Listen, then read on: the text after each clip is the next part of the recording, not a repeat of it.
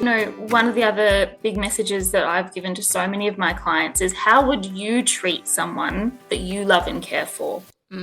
Right? So why are we not able to give ourselves the same amount of grace that we would give our best friends, our mothers, daughters, sisters, whoever? Yeah. Why can we not give ourselves that grace? This is the biggest transformation you will ever go through in your entire life. Yes. And I think that there is definitely that lost sense of innate kind of knowledge and yes. empowerment and, all these beautiful, beautiful qualities.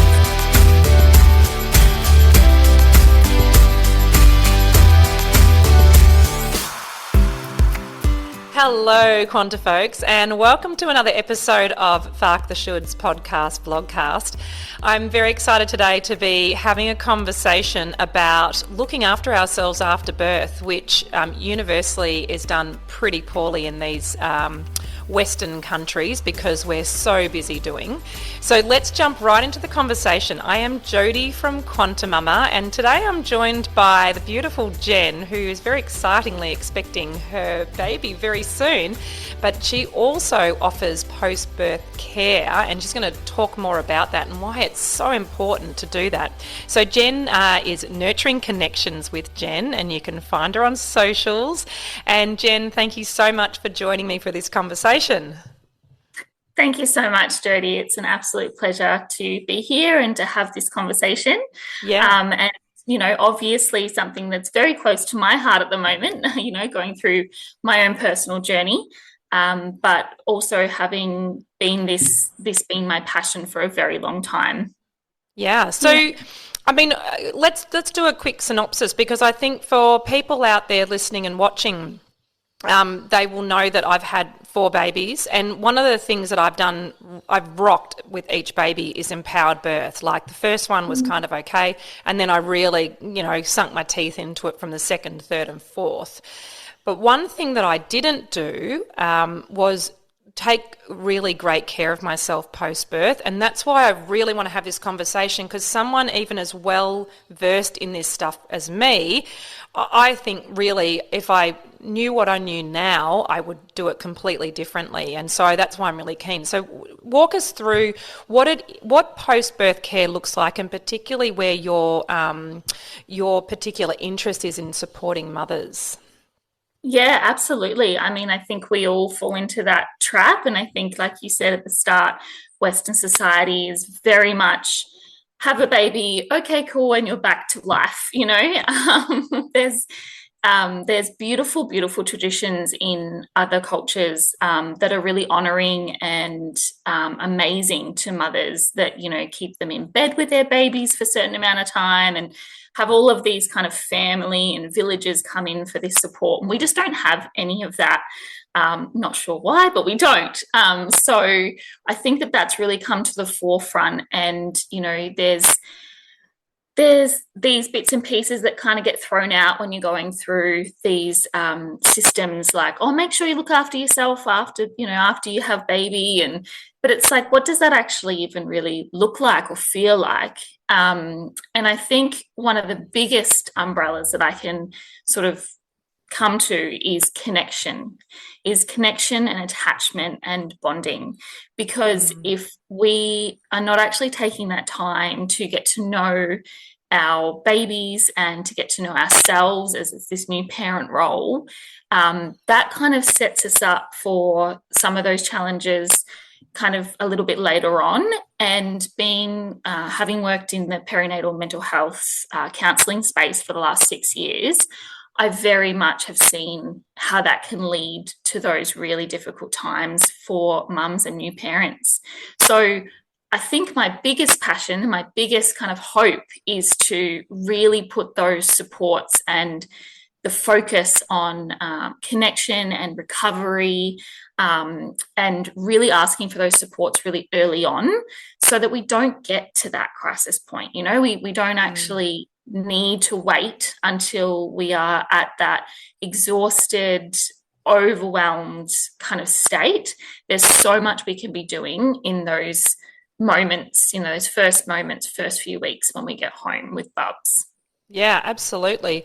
It's such an interesting thing for me, and we will talk more about the details because obviously people, need something tangible to kind of hang on to go, Mm, okay, well, what's the solution? What does that look like? mm, But I absolutely agree with what you're saying in terms of the impact, and where I'm really interested in the conversation, and it keeps coming up, is this permission-based world that we're in, where we don't do stuff until we have the universal boulder hit us, swiftly and knock us down the hill, to actually create that environment of receiving and resourcing ourselves in a way that probably would have put us in a very different place if we had have actually just taken that on.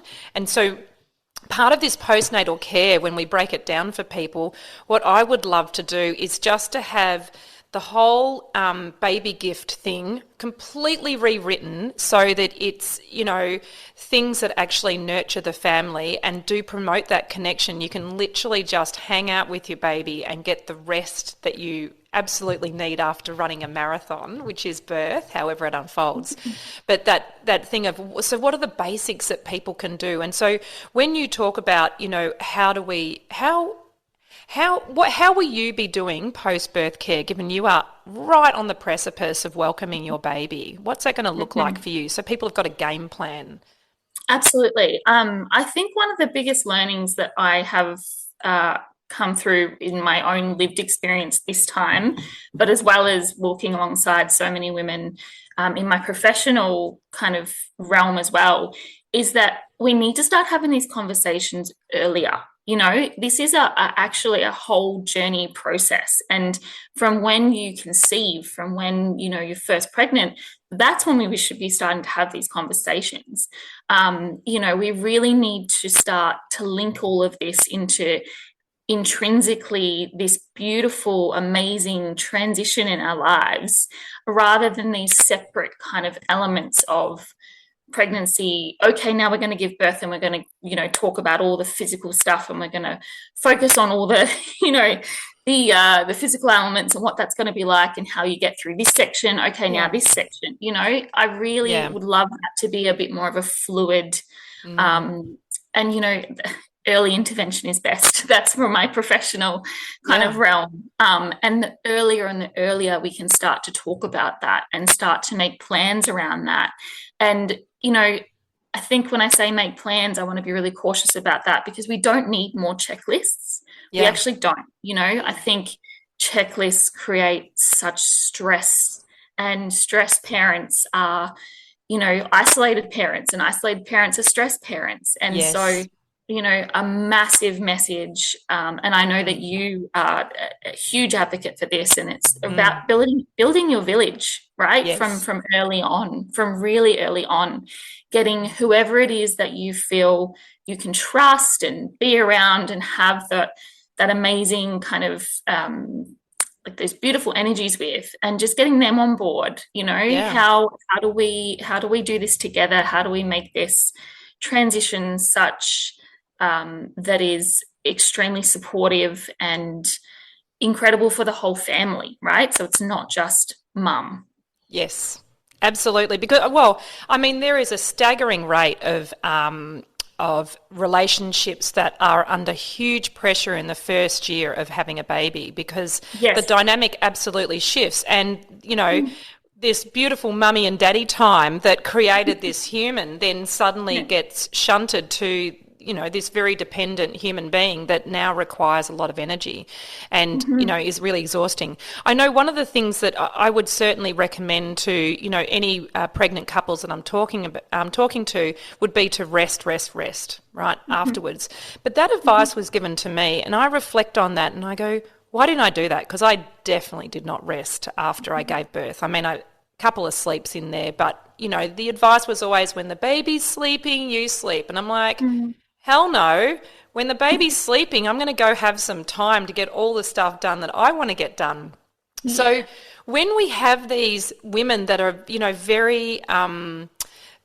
very conditioned and used to being busy and ticking things off Mm-hmm. the list, it's about acknowledging we don't want to lose that sense of, I guess, identity because we've already got a new identity being that of the mother, which we probably feel completely unequipped for and, Yeah. often under-resourced. And so when you support women postnatally who are, roll like I do, lots of energy generally till you get too tired, and, want to keep doing and have that sense of wanting to still hold on to who they are by getting stuff done so they won't go and sleep when the baby sleeps.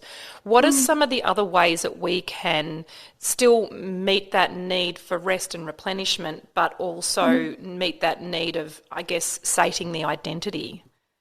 Yeah, and I think that this is actually one of the biggest kind of elements that have come up, especially in my perinatal mental health counselor role as well, is really this sense of identity and where does it go and how does it change and how does that feel?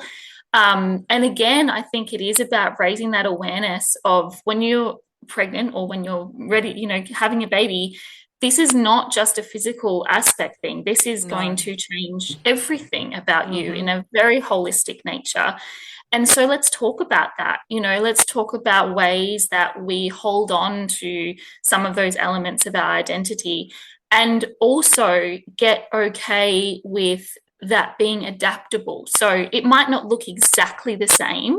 Yeah. And we know that that's not really realistic because it Yes. just can't be. Yeah. But how do we still hold on to some of that? So, like it is about understanding, you can't go to the gym for an hour for a session. Okay, Mm. that's fine. Mm. But can we still walk? Can we still work in, a few stretches or some yoga or a walk or, Yeah. just something that kind of fills that cup that you feel this is not just me as mum, this is me as an individual. Yes. Because the loss of identity is honestly one of the greatest risk factors of postnatal depression. We know that. Yes. So we really want to be making a lot of room and spaciousness to understand that this transition has a lot to do with us. I think there is a Mm. big element of mums being taken away from the equation of mum and bub post birth. Yes. Absolutely. Everything is about baby. We're meeting Yes. all of baby's needs, all the appointments about baby, everything. All our visitors are like, "Oh, how's baby going?" Mm. Um, but we actually intrinsically cannot talk about baby without talking about mum. And we need to bring Mm. mum back into that equation in a Mm. really big way. And that's a big part of my work. So when you're working with the women, how Mm. then do they get that message to their community? Yeah, I mean, it's definitely obviously an individual kind of issue for all of us because Mm. our communities can be really well meaning, but they Yes. can have, they can have some kind of impactful things to say or do that puts mum on a bit of a back foot. But I Mm. think I you know I think we're also not very good at boundaries these days. So permission is one thing that I think we're not great at, or that Yes. we ask too much of, but also boundaries. Getting really clear about what do I feel comfortable with, what don't I, and how do I actually have those conversations. And that's Yes. actually another big piece of my work as well, is sitting down and saying, this is actually your sacred space to be a mother, and Mm. this is the time for your bonding and connection with your Mm. baby, for your Mm. recovery, for to really think about what each of you needs. And we're going to try and, I guess as much as possible, block out all of that noise, that societal kind of expectations, those checklists, those, Mm-hmm. oh, I have to do this out of obligation, or I have to do that. And we're All going the to just try shoulds. and, All the yeah, all the shoulds. shoulds, fuck the Yeah. shoulds. Yep. That's it. um, so yeah, it definitely is about actually sitting down with and getting really clear about your values, about Mm. what you're comfortable with and what you're not, and actually, yeah, putting in those boundaries with people that we Mm. love and care about. And you can do that in a Mm. really kind, nurturing, loving way. But just getting Yes. really clear on our boundaries, I think, is really important. Yeah, I love that. I mean, there's so much richness in it because I can see that when you have the catalyst for that information early on in your parenting career or journey, shall we say, or identity even, it it can have a really profound impact on how things go forward, and certainly advocating for your children in that space. And, one of the things that McGill and I have, I guess, benefited from is the decision to change the kids' education, which then was the ultimate advocacy because it was against the tide of what everyone else was doing in the majority. But the birth thing was interesting because I was still being the old me. So I reflect on that. And, I'm on the eve of turning 49, and my beautiful soul sisters in my women's circle are planning my birthday. And I'm still unpacking resistance of receiving a birthday celebration. And I find that a really interesting thing to experience when my eldest is like 16. And when I think about in the sliding doors moment, if I had to be in that space of receiving in the postpartum period and really saying, you know what, this is what I need as an individual. I've just done an extraordinary thing. Like I grew a microscopic cell into a whole human that has an opinion. So like literally, I'm a version of a god or a goddess here. Yeah, absolutely. It's an extraordinary thing, right? And so, and then we kind of go, no, it's cool. I got everything. So part of my desire for women is to witness that these shifts that you make now because you've got an excuse and permission to receive will have a massive ripple effect on how your relationships go into the future and how you advocate for your kids and how you advocate for yourself and all the boundaries you're talking about. And so that's the kind of stuff that I just want to say to people, you don't get, it's not just that, like it's everything in terms of how you approach life. And we have this really easy way to receive because you have an excuse given you're recovering to receive things, so we can do things like we can accept a meal train. Yeah. We can accept a cleaner. We can have a postpartum doula who literally just holds space for us whilst we go through the recovery, and we don't even need to wait until there's a mental health crisis. And, I think the work that you women do in this space is so important, but it's also still a little bit reactionary because the penny hasn't dropped in the collective consciousness that this doesn't need to be an offense. It can be a defense. It can be a proactive move that we have that will pay you dividends, 20 years down the track, where you just receive a birthday celebration from some women you love and you go, sure, I'm worthy of all that. Yeah. So how do we shunt the collective consciousness? Because it seems to me that the way society is set up is that we all wait for crisis until we make a change, whether that's for us personally or for one of our loved ones, and then we go, oh, we're going to do it differently. What are some of the ways that you feel, would shift that for people? Yeah, look, I think this is actually a big reason why I started Nurturing Connections with Jen, because coming from a social work background and being within the systems is very reactionary. And it's something that I have tried to come up against so much in my career of, where we are the ambulance at the bottom of the cliff, and we're not, we're not actually at the top of the cliff giving the education and the awareness that needs to be there so that people don't jump off, metaphorically. No, I love that. I mean, it's so right, because some people will fly, but without instruction, they'll plummet. That's right. People need a framework, even if it's the framework is listening to their own inner wisdom. And so I really appreciate that because, it's a witnessing of not being there just for the aftermath. And what you're saying, I think, is probably the crux of how we're going to shift society or awaken society is that we need more nurturing connections with Jen, essentially, because then the weight goes that way, right? The tide swings that way.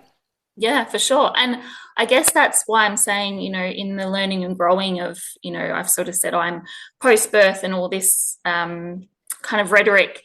But what I'm actually really starting to feel in my heart is that those conversations really need to be had much earlier on. We have these antenatal classes, and we have these educational classes done by the hospitals and all these things. And I've just done them myself, and they're very informative in some areas.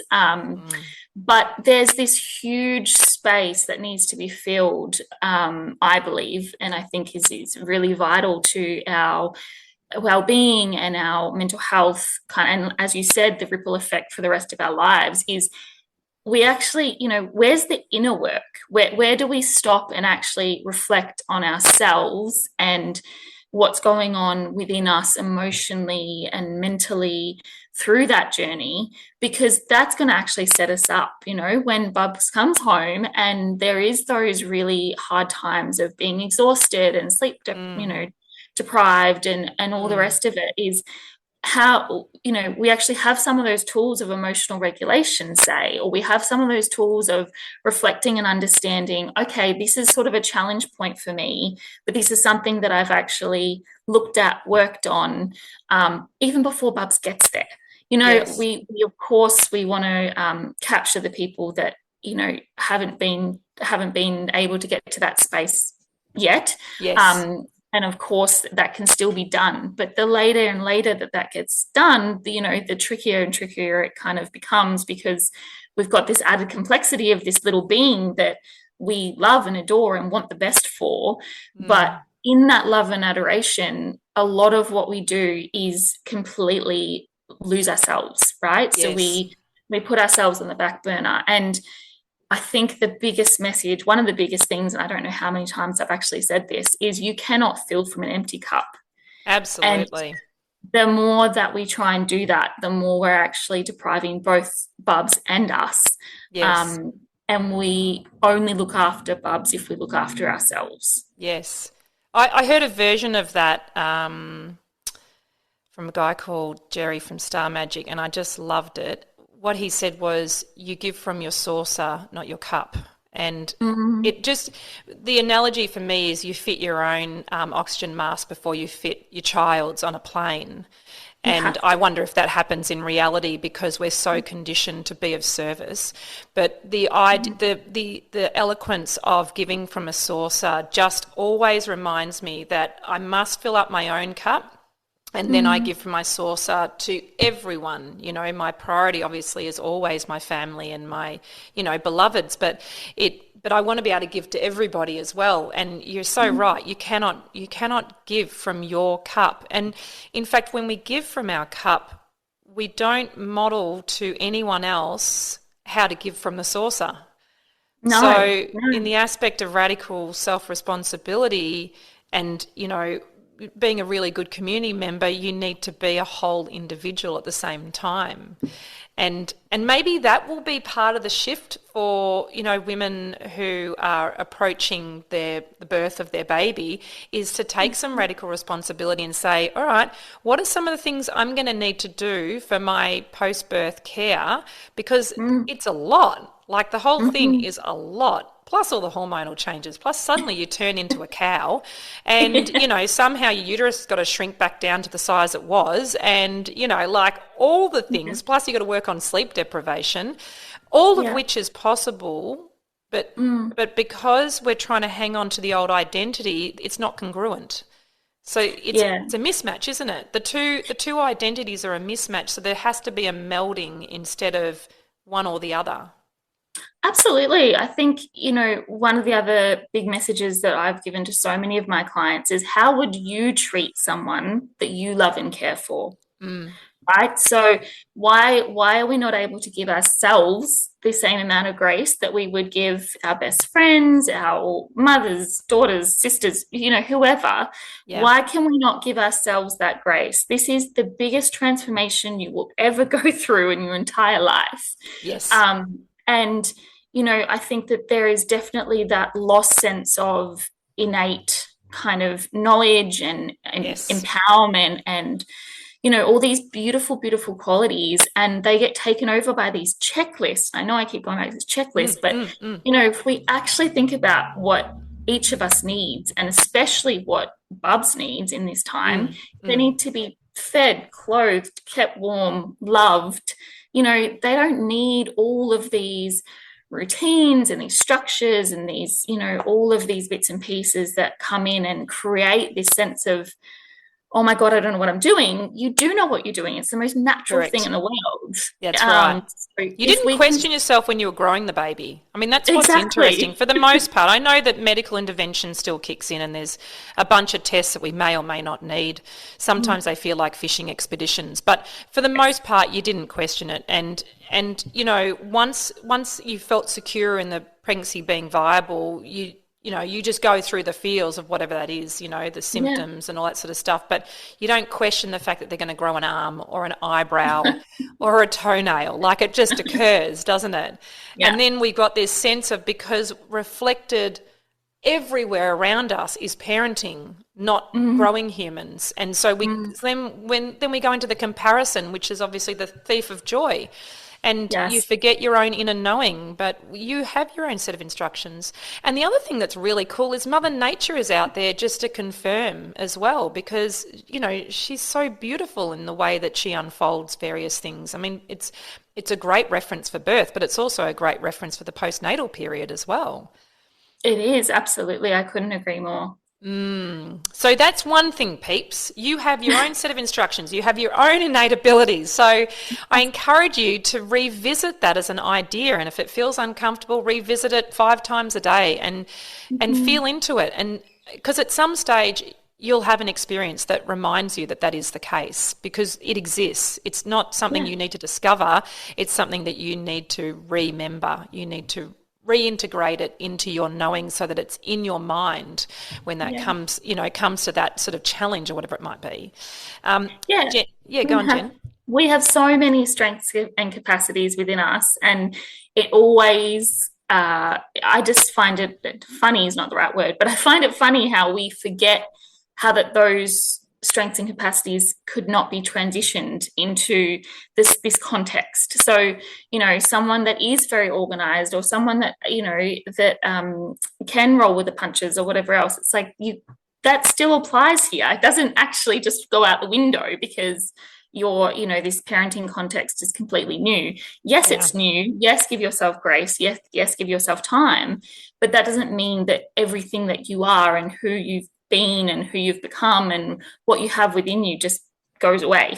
No, I mean, that's all your point of reference and your learning. I mean, I really like, when I'm feeling challenged, I really do my best just to remember that everything is unfolding perfectly for me. So there is wisdom in everything, even when it's a discomfort or it's the opposite of what I want, because I have that as a contrast, right? So I'm not saying I live in airy fairy, gratitude land all the time, but in those moments of challenge, I'm like, there's got to be wisdom in here. I just got to work through the emotion of it first. And so within that space then, how then do we want to proceed forward with helping women to realise this? Like, I have some basics that I did or I wish I did. So the two things. So one thing that I started doing after I experienced was placenta encapsulation. And it sounds completely disgusting and it resonates only for a few people, and that's completely fine. But it was a game changer because I had a birth without it, and then I had the next 3 births with. And the only thing I'll say about it is I felt so good having placenta capsules that I would go and do all the busy things. So I stayed with that identity of the doing. And so now with my wisdom, I would do that differently. I'd feel good. And I say that to people, feel good lying down. You don't have to feel good and do stuff. Just feel good and lie down. So that's one thing. Another thing I would willingly receive is I would receive being discharged or released from the parenting duty, even if it's just to go stand on the sand at the beach listening to the waves, or go be in nature and immerse myself in trees. Basically recalibrate my nervous system in alignment with nature and get some grounding. I would do that. And you can do that for 15 minutes. I mean, that would be plenty to recalibrate. And then the other thing I would do is I noticed with my first, because I was sleep deprived, I had this real need for sugar. And so, of course, I turned into a complete sugar whore. And, oh, God, I'd get up with him and I'd breastfeed at night at like 2 o'clock in the morning. I'd set myself up in front of the TV and I'd have some chocolate next to me and a cup of tea and I'd breastfeed. And it was this whole, kind of production. It was just nuts. And by the number 2, I worked out, just chuck the baby next to you, you co-sleep, they feed, and it's done, right? And you actually sleep well. But what would I do? I would have some nourishing foods. I'd up my magnesium. I'd, look for better choices, because I realised obviously sugar was down-regulating me and making me more tired. And so there are some really basic things that I just kind of take for granted now that I would want to bring in. And I would definitely get a cleaner. Oh my God, I would get a cleaner. That's the other thing I would do. Or someone to come hold the baby, something like that. Or make me food, make meals. Oh, far out.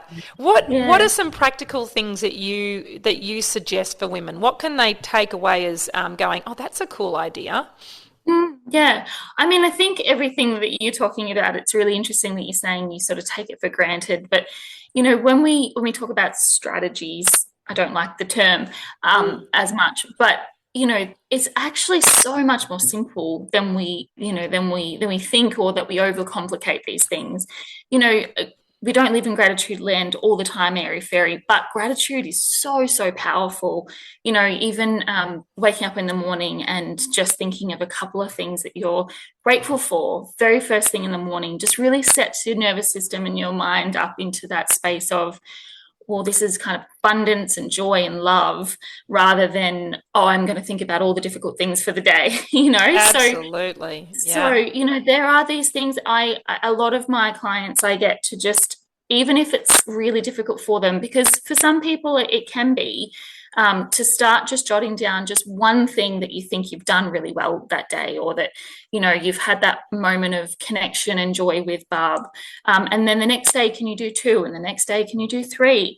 Because what we do a lot of the time is and I think our brains are unfortunately a bit wired like this, but we focus on the negative, right? So we focus on, well, I didn't get that quite right, and Bob was crying for this long, and I didn't get my laundry done, or whatever it was. But we also don't give ourselves or highlight for ourselves the amazing ways that we're actually meeting all of Bub's needs, and that we're caring for ourselves, and that we're providing this incredible role as a mother within our family system. And the other thing that I would say is, you were saying before, you would, check out of that parenting role as much as possible. Yep. It's always been said for a reason. It takes a village, and it's supposed to take a village. And this idea of isolation and this societal kind of toxic independence, I'm not sure where this has come from, but that's not how we were meant to raise babies and children. And, we are innately wired for connection. So it's okay to give your baby to someone for 10 minutes to go and do something, because you're actually giving that baby more than if you held on to the egoic kind of, I need to do it all by myself, way of thinking. So my 2 biggest things is your village. Be okay with your village. Be okay with knowing that you're actually doing the best that you can possibly do for that baby by having a village. And let's simplify. What does baby actually need, as opposed to all of the society kind of social media pressures of, consumerism and all. It needs this wake time, and it needs this toy, and it needs this. And it's like, no, it really doesn't. No, the way that right. babies make their neural pathways is your face. is your facial expressions, is connection to you, to their primary attachment figure. And again, the evidence actually continually backs this, but it's just not what's out there in the media, unfortunately. Well, it doesn't sell very well, unfortunately, so you can't make $1 off it. But yeah, absolutely. And look, I want to close on essentially those sentiments, because if you're someone who needs to give yourself permission, like I do at 49 to receive a birthday circle, then use the excuse of this will be in your baby's highest good, even if you can't make it okay for your highest good. And also that you have permission to get your village assembled, because people do want to be of service. That's how we're great community members, and we fill ourselves up as individuals. Jen, thank you so much for sharing your wisdom. This is a very powerful conversation, and may it have ripple effects through our community as women continue to perfect the ability to receive. Thank you so much for having me. I really appreciate it. I just wanted to put out there that at the moment, obviously 37 weeks pregnant, I'm having my own little journey at the moment. So in terms of individual services, I will be offering home visits and kind of more of that really personalized support and things once I get myself through my postpartum recovery and take that time to really honor that transition for myself. But in the meantime, I'm absolutely up for, give me a call. We can have a chat. I'm happy to do, some telehealth or some phone calls. I'm feeling really good at the moment, so I'm really, really grateful and blessed for that. And if there's any way that I can support anyone out there through this time, then that's what I'm really passionate about. So please. Absolutely. You heard it there, folks. So spread the word, nurturing connections with Jen. She's available. She's an amazing support, and she'll be back. So stay well, beautiful Quanta folks. We'll look forward to talking with you very soon. And Jen, thanks again. Thank you so much, Jodie. Beautiful Quanta folks. At Quanta Mama, we have a mandate that we feel so passionate about. We want and we are raising the community's vibration and frequency and consciousness through parenting and birth experiences. Such incredible, transformational experiences that will shape you as a person and are the very fabric of life. You want to find out how to high vibe your experience even more? Then Quanta Mama is your place. Head there for the High Vibe Birth course, Ultimate Preparation for Birthing. Head there if you want to re-engage your child in the love of learning for the Take the Leap course, which is a deschooling course for parents. There's beautiful mind movies, and obviously this podcast is there, and we are here to support you. So head there for all the juice.